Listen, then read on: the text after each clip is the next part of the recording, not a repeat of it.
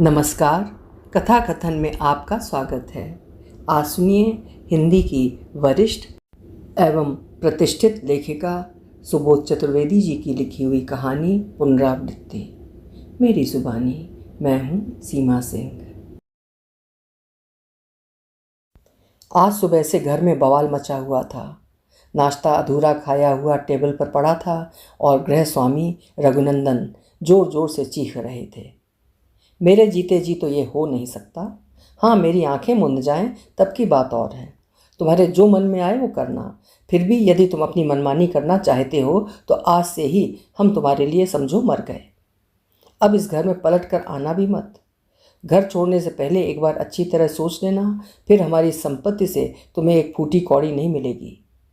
सरला यानी उनकी पत्नी एक कुर्सी पर बैठी बिसूर रही थी। वे निरुपाय होकर कभी पति की ओर देखती तो कभी बेटे की ओर। दोनों ओर ही तलवार खिंची हुई थी। न बेटा झुकने को तैयार था और न ही पिता मानते थे।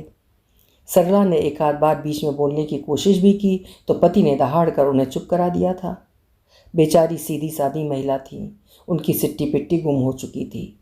वे अपने पति के जिद्दी स्वभाव से अच्छी तरह से परिचित थीं। आज से 25 वर्ष पूर्व भी घर में यही स्थिति निर्मित हुई थी।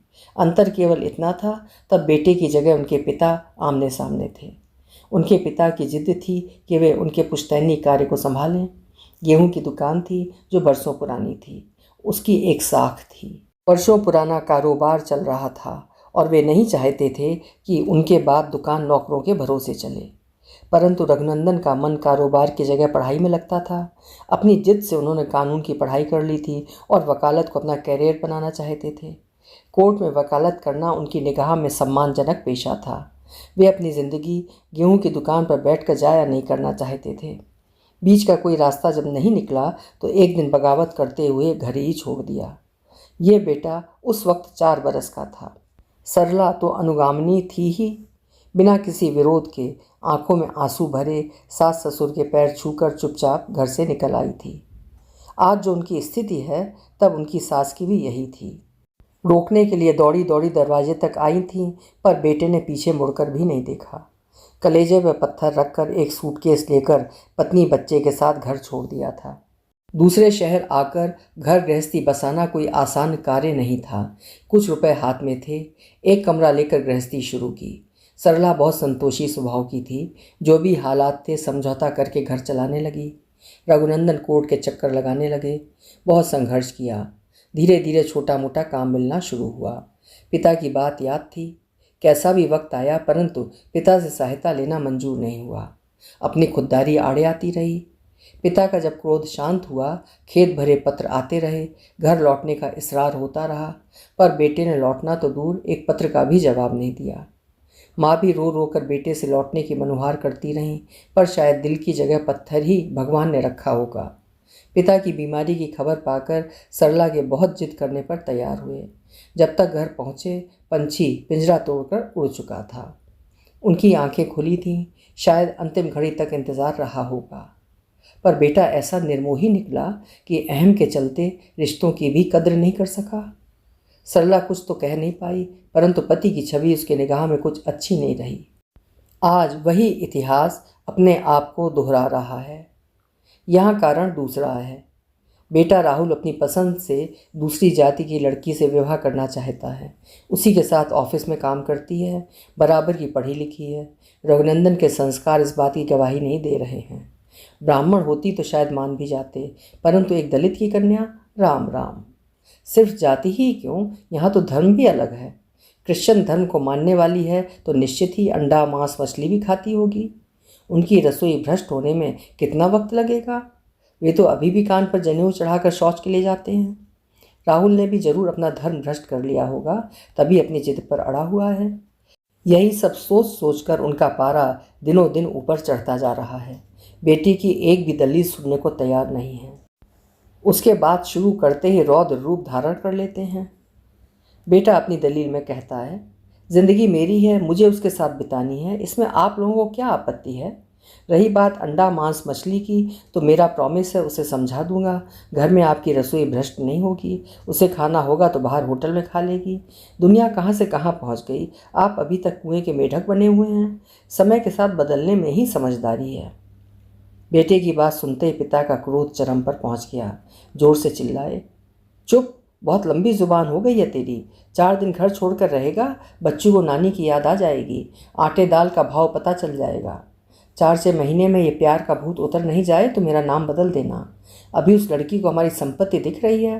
पैसे वाले घर का लड़का जानकर फांस लिया। देखेंगे अपनी कमाई से कैसे घर चलाते हो। जब तक ऊँट पहाड़ के नीचे नहीं आता तब तक उसे पता नहीं चलता है। कभी अपनी छोटी बहन के विषय में सोचा है? तुम्हारे इस कदम के बाद कौन इज्जतदार इस घर में उसकी बारात लेकर आएगा?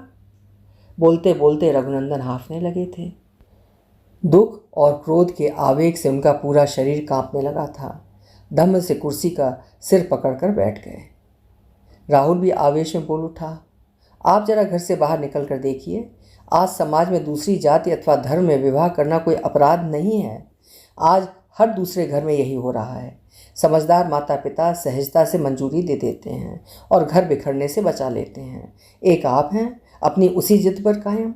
कभी हमारी खुशी के विषय में भी सोच कर देख लीजिए। ज़िंदगी हमारी है, हमें बितानी है, तो क्यों नहीं हम अपनी पसंद से विवाह कर सकते हैं। रही बात सुधा के ब्याह की, तो आज समय बदल रहा है, लोग भी बदल रहे हैं, उनके विचार बदल रहे हैं। केवल इस बात से सुधा अनब्याही नहीं रह जाएगी कि उसके भाई ने विधर्मी से विवाह किया है। आपके जैसी सबकी संकीर्ण सोच नहीं है। आपने तो अपने इर्द गिर्द एक संकुचित दायरा खींच लिया है। उससे बाहर आकर देखेंगे तभी दिखेगा कि दुनिया कितनी तेजी से बदल रही है। रघुनंदन फिर क्रोधित होकर चिल्ला उठे, अब बरखुरदार, तुम हमें सिखलाओगे कि हमें दुनिया देखने के लिए चश्मा बदलने की ज़रूरत है? तुम 4 अक्षर क्या पढ़ गए, बाप को ही सिखलाने लगे? ठीक है, हम दकियानूसी ही सही, जैसे हैं भले हैं। जाओ, तुम नई हवा के साथ खूब बहो, जो मन में आए करो, बस हमें बख्श दो। बस एक बात याद रखना, आइंदा हमारा तुमसे कोई नाता नहीं रहेगा। हम तुम्हें अपनी ज़िंदगी से, अपनी संपत्ति से अभी खारिज करते हैं। तुम्हारे जो जी में आए वही करो, हमें अपनी शक्ल दिखलाने मत आना। कहकर उन्होंने अपने कमरे का दरवाज़ा जोर से बंद कर लिया। सरला दरवाज़ा थपथपाती रही, पर वो नहीं खुलना था, नहीं खुला। उनके सामने रोने के अतिरिक्त अन्य कोई विकल्प नहीं था। मायूस होकर बेटे की तरफ देखा, पर वहाँ भी उपेक्षा के अतिरिक्त कुछ नहीं था। वो भी थोड़ी देर बैठा सोचता रहा, फिर कपड़े पहनकर बाहर निकल गया। अब घर में तूफान के बाद की शांति छाई हुई थी। चौका उदास, चूल्हा खामोश पड़ा था। जब सुबह किसी ने नाश्ता ही नहीं किया तो खाना खाने का तो प्रश्न ही नहीं उठता। बेशक वे बनाकर रख लें, परंतु कितनी भी मनुहार करती रहें, उनकी बात कोई सुनने वाला नहीं है। अब कमरे में माँ बेटी रह गई थी। सुधा भी सहमी सी बैठी थी। मन में तर्क वितर्क चल रहे थे। उसे समझ नहीं आ रहा था कुछ। कभी पिताजी गलत लगते तो कभी भाई। वो भाई के जिद्दी स्वभाव से परिचित थी, जानती थी एक बार निर्णय कर लेने पर भाई पीछे नहीं हटने वाला। उधर पिताजी भी जिद्दी थे, अपने अपने अहम थे। कितने मन में अरमान थे, भाभी घर में आएगी, अब कैसा आगमन, कैसा अरमान। सभी ताश के पत्तों के समान बिखरते दिख रहे थे। कोई मध्यम मार्ग था ही नहीं। ये 2 पीढ़ी के बीच उपजे अवरोध की लड़ाई थी। इसमें रिश्ते बिखरने थे। सामने न भरने वाली खाई थी। न किसी की जीत होनी थी, न किसी की हार। लगभग 1 हफ्ते यही सिलसिला चलता रहा। दोनों पक्ष अपनी अपनी जिद पर अड़े हुए थे। अंत में वही हुआ जिसकी सरला को आशंका थी। एक दिन बात इतनी बढ़ गई कि राहुल क्रोध में आकर अपना सूटकेस उठाकर चला गया। माँ बहन रोकती रह गईं, पर उसने एक ना सुनी। रघुनंदन क्रोधित बैठे रहे, फिर पेपर उठाकर बैठ गए। उनकी बेचैनी से साफ जाहिर था कि पेपर तो एक बहाना है। जब से एक ही पेज खुला हुआ था, वे अपनी मनःस्थिति को छिपाना चाहते थे बस। सुधा भी अनमनी सी मोबाइल लिए बैठी थी। उधर सरला के हृदय में हाहाकार मचा हुआ था। इतने दिन मन में एक आस बनी हुई थी कि शायद कोई रास्ता निकल आए, पर आज वो भी टूट गई। जिंदगी अपने ढर्रे पर चलती रही। राहुल को तो लौटना नहीं था, वो तो नहीं आया, पर उसका दोस्त जरूर घर आया। इधर उधर की बातें करता रहा। सरला, सुधा, यहाँ तक कि रघुनंदन भी राहुल के विषय में जानना चाह रहे थे, परंतु प्रकट में कोई नहीं पूछ रहा था। चलते समय वो बोला, अच्छा आंटी, अंकल जी, अब मैं चलूँ? कल राहुल कोर्ट मैरिज कर रहा है और परसों मंदिर में फेरे लेगा। सोचा आप लोगों को बतला दूं, आखिर जानने का आप लोगों का भी हक है। अचानक रघुनंदन पूछ बैठे, क्यों चर्च में शादी नहीं कर रहा? वो लड़की तो क्रिश्चियन है ना? अरे नहीं अंकल, क्रिश्चियन जरूर है, पर वो आपकी रीति रिवाज से ही शादी करना चाहती है। उसके माता पिता को भी कोई आपत्ति नहीं है। मनोज बोला, अब मैं चलूँगा, बहुत काम है। मनोज तो चला गया, पर एक चिंगारी छोड़ गया। सभी के मन में विभिन्न विचार आते जाते रहे, परंतु आपस में संवादहीनता ही बनी रही। सरला को पता था रघुनंदन तो जाएंगे नहीं और ना ही उन लोगों को जाने देंगे। उसने आज तक पति की इच्छा के विरुद्ध कोई कार्य नहीं किया था। उसके संस्कारों में पति आज्ञा सर्वोपरि थी। मन महसूस कर चुप रह गई।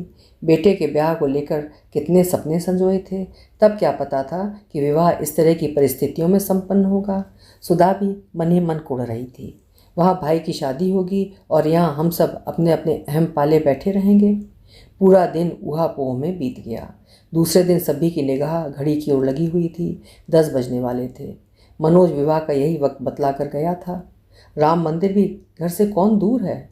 सरला सुधा दोनों असहाय भाव से एक दूसरे को देख रही थीं। मन का पंछी पिंजरा तोड़कर उड़ जाना चाहता था। रघुनंदन चाय पीकर सुबह से अपने कमरे का दरवाज़ा बंद किए बैठे थे। अचानक कमरे का दरवाज़ा खुला। रघुनंदन अंदर से तैयार होकर निकले। बोले, अरे तुम दोनों मुंह लटकाए क्यों बैठी हो? फटाफट तैयार हो जाओ, शादी में नहीं चलना है क्या? दोनों आश्चर्य से उन्हें देखने लगी। आंखों पर भरोसा नहीं हो रहा था। हंसते हुए वे बोले, रात भर सोचता रहा, आखिर बेटा किसका है? मेरा ही तो खून है। एक दिन मैं भी तो जिद करके घर छोड़कर चला आया था। आज उसी की पुनरावृत्ति होने जा रही है। अब वो मैं नहीं होने दूंगा। राहुल सही कहता है, उसकी ज़िंदगी है, उसे अपने तरीके से जीने का हक है। क्यों सरला, ठीक है ना? सुधा झपट कर पिता के गले लग गई और सरला की आंखों से आनंद के अश्रु प्रवाहित होने लगे।